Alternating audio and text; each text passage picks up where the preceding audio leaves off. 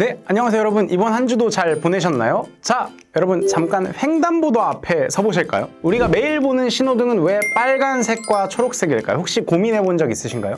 그런 거 고민할 시간에 이미 다 건넜겠다고요? 감성이 너무 없으시네요. MBTI T라서 그러신가 봐요. 저는 F라서 좀 고민을 해봤습니다. 빨간색은요, 빨주노초 파남보 중에 가장 먼 곳에서 봐도 선명하고 깊이 있는 침투하는 힘을 가지고 있어서 경고 표시에 많이 사용된다고 합니다. 또 초록색은 빛의 양이 많다 보니까 눈에 잘 들어오고 또 눈에 주는 피로도가 가장 적다 보니 운전자의 피로도를 고려해서 초록색이 사용된다고 하네요. 그냥 대충 빨강이 열정적이잖아, 빨강으로 하고 초록이 좀 산뜻하지 않아? 초록으로 해, 이런 식이 아니라는 거죠. 다 이유가 있었습니다. 자, 우리 T분들도 좀 흥미가 생기셨죠? 다음인데요, 비행기의 창문 모서리는 왜 둥글까요? 그런 거 고민할 시간에 잠을 더 자겠다고요? 그 시간에 기내식 메뉴를 더 고민하겠다고요? 사실 처음 비행기가 만들어졌을 때는 창문이 네모였답니다. 그런데 고도 1만 미터 비행 중에 창문 모서리에 압력이 집중되면서 창문이 파손되는 사고가 자주 발생해서 고민하던 개발자들이 기압을 분산시킬 수 있는 둥근 모서리 창문으로 만들자, 이렇게 해서 창문이 둥그런 모양이 되었다고 하네요. 비행기 둥근 모서리 창문에도 이유가 있었습니다. 이렇게 그냥 무심코 지나갔던 모든 것에는 다 이유가 있는 것 같아요. 이제 이 영상을 보신 후에 비행기를 타거나 신호등 색깔을 보면 머릿속에 자꾸 떠오를지도 모릅니다. 일상이 좀 더 재밌어지겠죠? 이처럼 우리가 당연하다고 생각했던 것을 때때로 궁금해할 때 그 당연했던 것들이 더 의미 있게 다가오기도 합니다. 신앙에도 당연한 것들이 있을까요? 사실 아주 많습니다. 우리가 습관적으로 하는 경배, 가정맹세, 여기에는 어떤 이유와 의미가 있으신지 알고 계신 분, 혹은 궁금함을 가져보신 분 계신가요? 먼저 경배, 대체 왜 하는 걸까요? 우리나라에선 새해가 되면 부모님께 세배를 드립니다. 한국 문화에서 절이라는 것은 단순한 인사가 아니라 존재 자체를 인정하고 마음을 내어드리는 행위를 의미합니다. 몸을 낮춤으로써 마음을 높이는 순간이 바로 절인 것이죠.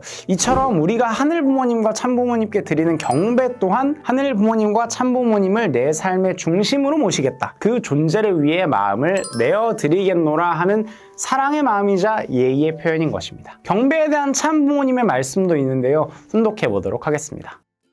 엄마 아빠가 아이의 손을 잡고 앉아 같이 기도하는 것이 얼마나 아름답습니까? 우리 가정에서 아침에 경배하는 것은 참부모를 만나는 시간, 하나님을 만나는 시간이라는 전통을 세워나가야 합니다. 참부모를 만나러, 하나님을 만나러 가자는 것입니다. 경배는 하늘 부모님과 참 부모님을 만나러 가는 시간이라고 말씀하셨습니다. 내 삶 속에 하늘 부모님과 참 부모님을 모시고 만나고 싶은 나의 마음을 담은 효정의 표현이 바로 경배입니다. 나를 낮추고 하늘 부모님과 참 부모님께 대한 내 마음을 높이는 순간인 것이죠. 그래서 우리는 때때로 경배 정성이라는 것도 드립니다. 내 몸을 다스리고 정성을 올리는 정성의 방법 중에 하나입니다. 한 배 한 배 사랑의 마음을 담아 드릴 때 그 의미를 더욱 가지겠죠. 그러한 의미를 떠올리기 위해서 경배의 올바른 순서와 방법을 알아볼까 합니다. 그 모든 과정에도 의미가 담겨 있습니다. 자, 지금 누워있는 당신, 영상을 잠시 멈추고 일어나서 한번 따라해볼까요? 양발은 적당히 벌리고 양팔은 옆구리에 붙여 똑바로 섭니다. 눈의 높이는 45도 아래를 유지하는 것이 좋습니다. 손은 펴고 왼손 위에다 오른손을 얹은 상태에서 팔을 엄숙하게 수평으로 올려 포갠손이 눈썹 높이까지 오게 합니다. 두 손은 성상과 형상, 양성과 음성을 의미하며 두 손을 포갠 것은 조화와 통일, 그리고 일체를 이룬다는 뜻이 있습니다. 무릎은 왼쪽 무릎을 먼저 살짝 구부리되 오른쪽 무릎이 먼저 바닥에 닿게 한 뒤 허리를 구부립니다. 이때 발은 왼쪽 발바닥 위에 오른쪽 발등을 얹고 엎드려 경배할 때 엉덩이를 쳐 들어서는 안 됩니다. 양손은 바닥에 대고 이마를 그 손 위에 가볍게 대거나 살짝 스치는 정도로 숙입니다.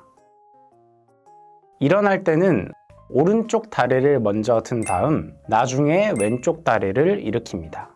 일어나선 후에는 양손을 배 상단 높이까지 자연스럽게 내렸다가 본래 위치인 양쪽 옆구리에 붙입니다. 그냥 당연하게 했던 경배의 순서를 이렇게 하나하나 생각해 보신 적 있으신가요? 이 모든 과정에도 하늘 부모님과 참 부모님에 대한 효정의 마음, 그 의미가 담겨 있었습니다. 손을 포갤 때 어느 손이 위로 가는지, 어느 다리가 먼저 바닥에 닿는지, 왜 손은 눈썹 높이까지 올리는지, 이 모든 것에도 의미가 담겨 있었습니다. 더 자세한 의미가 궁금하시다면 교회 목사님께 문의하세요.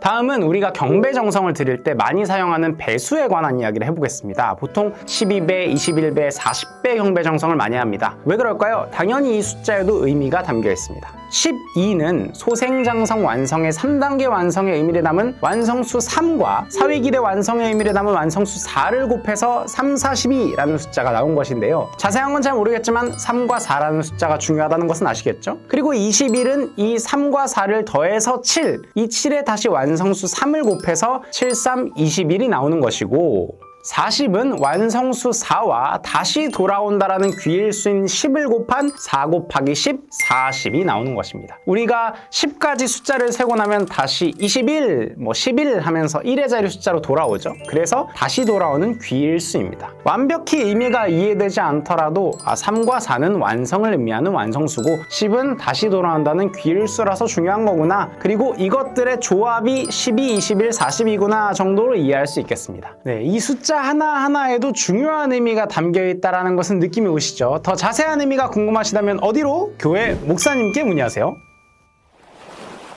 이렇게 경배에도 자세와 배수까지 모든 것에 의미가 담겨 있었습니다.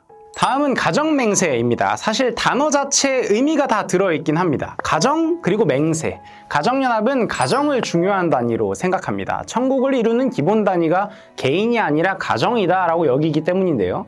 그래서 이 중요한 가정이 주체가 되는 것이고 그런 가정이 하늘 부모님, 참 부모님께 올리는 맹세의 내용이 바로 가정 맹세입니다. 가정 약속이나 가정 실천, 가정 되면 말고 아니면 말고 이런 게 아니라 가정 맹세입니다. 반드시 하겠노라 다짐하는 것인데요. 가정 맹세에 대한 참 부모님의 말씀도 함께 훈독해 보겠습니다. 가정 맹세는 하늘 땅의 헌법입니다. 여러분이 맹세문에 하나만 완성하더라도 천국 백성이 될 수 있습니다. 그런 가치를 모르니까 소경이 팔양경 외우듯이 그대로 외운다는 것입니다. 여러분이 맹세를 했으면 맹세한 대로 살아야 할 텐데 그렇게 안 돼 있습니다. 껍데기만 되어 있습니다. 사람 모양인데 속이 없는 사람이 됐으니 속을 채워 넣어야 합니다. 그래서 본연의 이상적 직접 주관권 내에 들어왔기 때문에 가정맹세문은 법을 세우고 정리하기 위한 표제들입니다. 가정맹세는 참부모님께서 알려주신 우리 삶의 길잡이입니다. 이렇게 살면 된다라고 알려주신 것인데요. 그래서 그냥 줄줄 외우고 읊는 것이 중요한 게 아니라 그 의미를 되새기면서 그렇게 살 수 있도록 더욱 노력하겠습니다라는 다짐의 마음을 가지는 것이 더 중요합니다. 가정맹세는 1절부터 8절까지 있는데요. 크게 8가지의 맹세갈 파트가 있다라고 봐도 되겠죠? 근데 이 1절에서 8절은 모두 동일하게 시작합니다. 천일국 주인 우리 가정은 참사랑을 중심하고 얼마나 중요한 문장이기에 이렇게 8번이나 반복해서 다짐할 수 있도록 가르쳐주고 싶으셨던 것일까요? 참사랑, 이건 쉽게 생각하면 하늘 부모님과 참 부모님의 사랑입니다. 이 참사랑을 중심해야만 천일국의 주인이 될 수 있다는 걸 강조하고 싶으셨던 거죠. 천일국의 주인이 된다는 건 엄청난 특권인데요. 그러한 특권을 얻을 수 있는 우리 가정이 되기를 다짐하고 실천하라는 참부모님의 마음이 담겨 있다고 볼 수 있겠습니다. 하늘 부모님, 참 부모님께서는 가정 맹세를 통해서 내 가족을 참 사랑하고 내 친구들을 참 사랑하고 내 주변을 참 사랑하는 성화가 되기를 바라시며 그런 심정을 알려주고 싶으셨던 것이 아닐까요? 우리가 천일국의 주인이 될 수 있음을, 되어야 함을 알려주고 싶으셨던 것 같습니다.